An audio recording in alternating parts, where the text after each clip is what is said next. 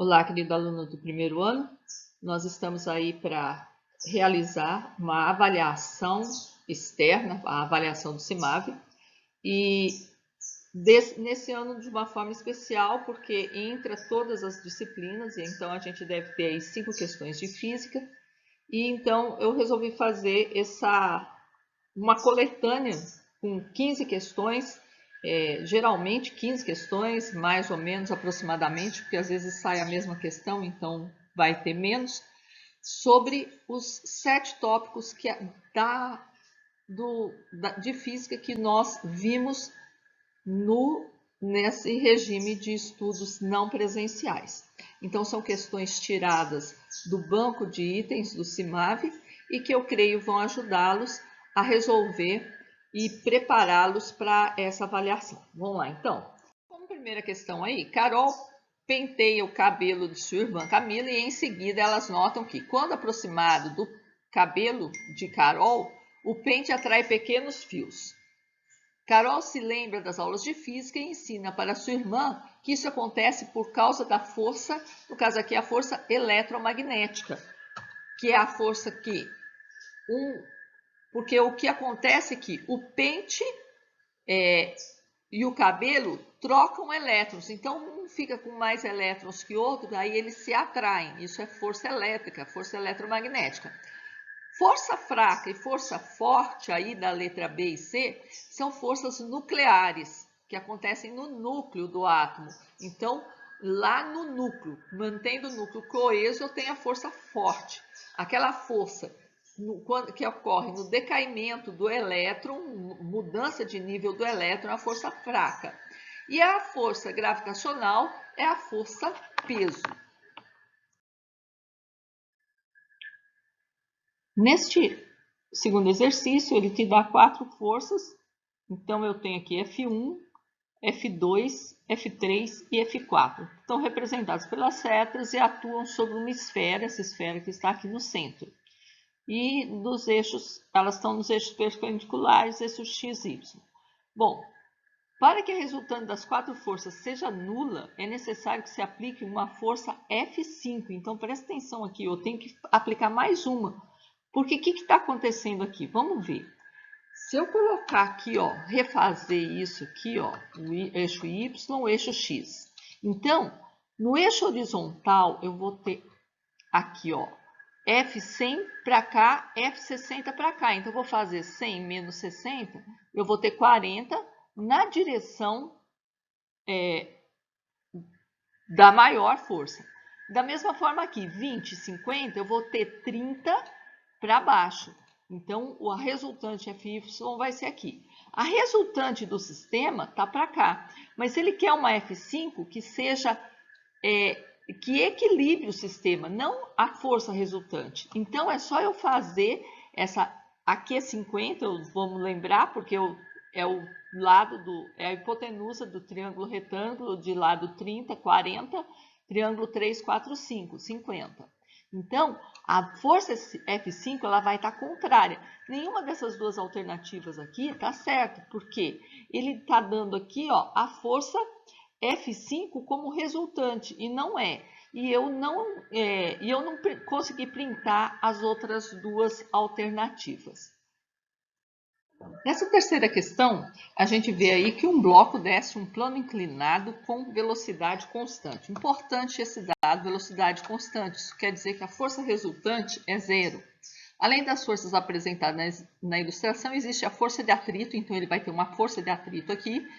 E ele vai então aí dar que o ângulo é 30 graus, que a reação normal de apoio é 16 newtons, e o seno de 30 graus, meio, o cosseno de 30 graus, 0,9. A gravidade, ele dá que é 10. E ele quer saber o valor da força de atrito. Então, muito importante aqui é a gente reparar que, se a força resultante é zero, a Fx, a somatória das componentes horizontais é zero e a somatória vertical é zero. Então, se Fx é zero, então a força de atrito vai ser exatamente o mesmo módulo do Px. E o PY e a normal também vão ser iguais. Então, eu sei o valor do PY, que é 16 newtons. Agora, você vai falar assim, então eu vou calcular a força de atrito, a coeficiente de atrito vezes normal? Não, por quê? Essa fórmula seria para força de atrito máxima, né? E aqui ela está exatamente o P de x. E eu tenho como achar o Px, porque eu tenho PY. Então, eu acho PY é P vezes cosseno de 30. Aí eu acho que o peso é 17,777. Vamos arredondar, porque não tem nada com vírgula aqui fora o ângulo. 18. O peso é 18 newtons. Então, a força de atrito, que é Px, é P vezes seno. Então, vai ser 18 vezes meio, vão ser 9 newtons. Na próxima, ele fala que um bloco se encontra em repouso sobre uma superfície horizontal com atrito. Isso não quer dizer que está tendo força de atrito, porque se não está tendo nenhuma força horizontal sobre o bloco, não tem por que ter força de atrito. Ela nunca vai ser resultante, ela nunca vai realizar movimento. Então, é a alternativa A, e é só o peso e a normal que estão atuando sobre esse bloco. Na quinta, e atualmente são conhecidas 8 planetas no sistema solar. A interação entre eles se relaciona diretamente com a massa de cada planeta. Se um astronauta fizesse uma expedição para Júpiter, alguma alteração poderia ocorrer com sua massa ou peso. Gente, massa não muda. O que muda? O peso, porque o peso é a massa vezes a gravidade.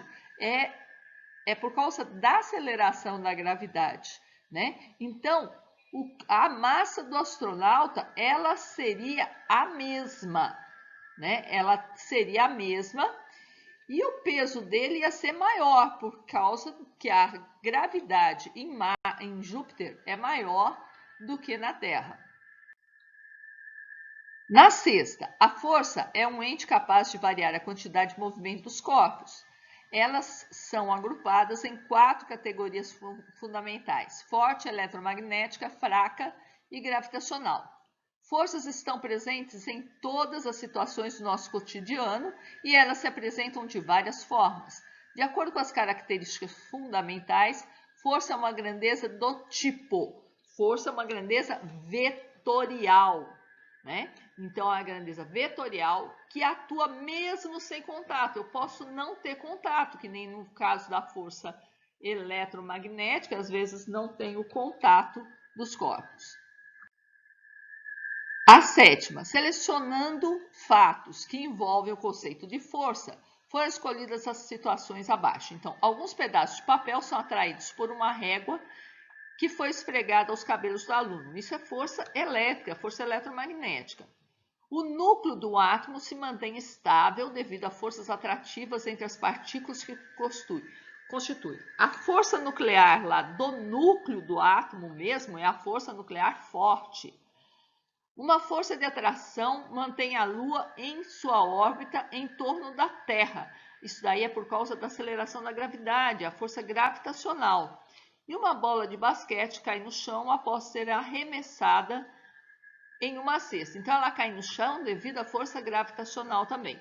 Aí ele pergunta, situações que descrevem a atuação da força gravitacional, então, no caso, a gente já viu aqui, é a 3 e a 4. Na oitava questão, Neil Armstrong, astronauta estadunidense, foi o primeiro a pisar no solo lunar com a missão Apollo 11. Então, ele vai falar aí, considere ml massa e mt massas desse astronauta na Lua e na Terra, respectivamente. Então, massa não muda. Então, a massa na Lua é igual a massa na Terra. Você pode dispensar as alternativas C e D aí. O peso desse astronauta na Lua e na Terra. Na Lua, gente, a gravidade da Lua é 1/9, mais ou menos, da gravidade na Terra. Então, é muito menor, então o peso dele vai ser menor na Lua que na Terra, letra B. Vamos lá, o próximo. Um corpo em repouso sobre uma mesa que está na superfície da Terra está sujeito a 2 forças, então normal e peso. E aí ele fala, a força normal é de natureza. Ó, a reação normal, né, que a gente chama de força normal, é reação à força-peso. Então, é força gravitacional, porque as forças normal e peso são para ação e reação. 10ª, filósofo, cientista e educador grego Aristóteles desenvolveu teorias para a explicação do movimento que só foram rebatidas de maneira mais enfática muitos anos depois de sua morte. Um dos principais opositores de sua teoria foi Galileu Galilei. Os aristotélicos começou a tornar-se um problema a explicação do movimento de alguns corpos, como o de uma flecha que vai ao encontro de um alvo na parede, após a flecha ser disparada pelo arco. A teoria aristotélica propunha a existência de uma força que mantinha o movimento da flecha para frente, mas não era satisfatória sua explicação.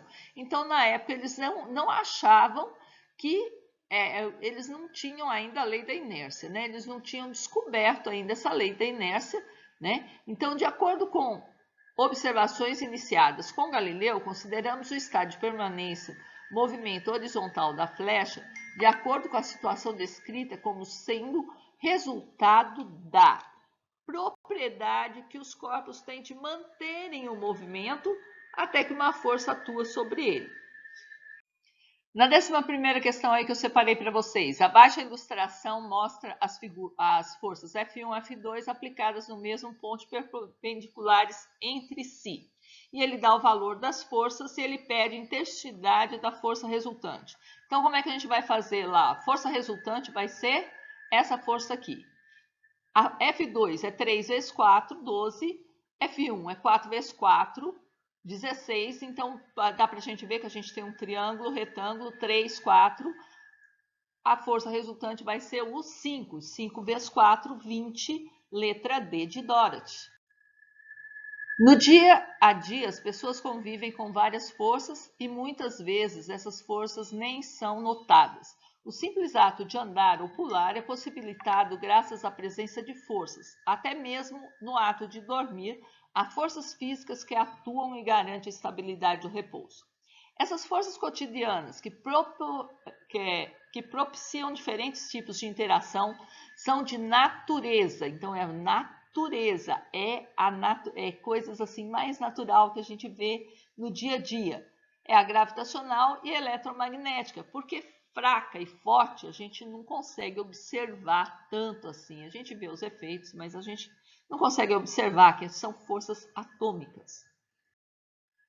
A ilustração mostra alguns produtos do gênero alimentício de acordo com as embalagens. 3 desses produtos correspondem a um pacote de arroz, 5 quilos, um pacote de feijão, 1 quilo e uma lata com 300 gramas de milho. Esses valores indicados na embalagem, de acordo com as unidades utilizadas, se referem. Então, aqui, ó, grama, quilograma e quilograma. Isso é a inércia dos produtos. Não é peso, é inércia.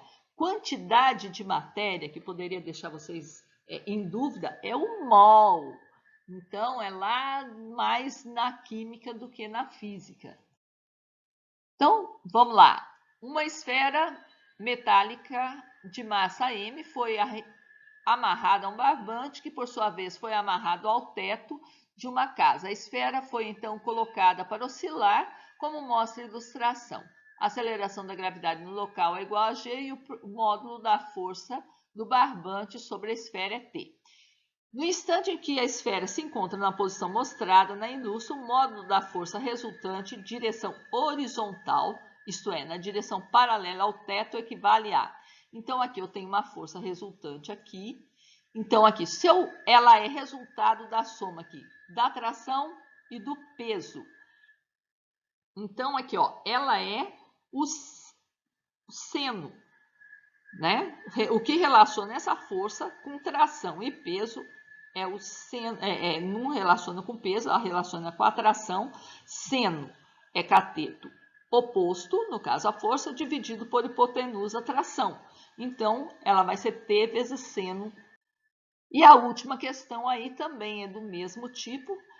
Eu tenho aqui, ó, se eu fechar aí, agora eu vou ter os catetos, o que relaciona os catetos com a hipotenusa é a tangente.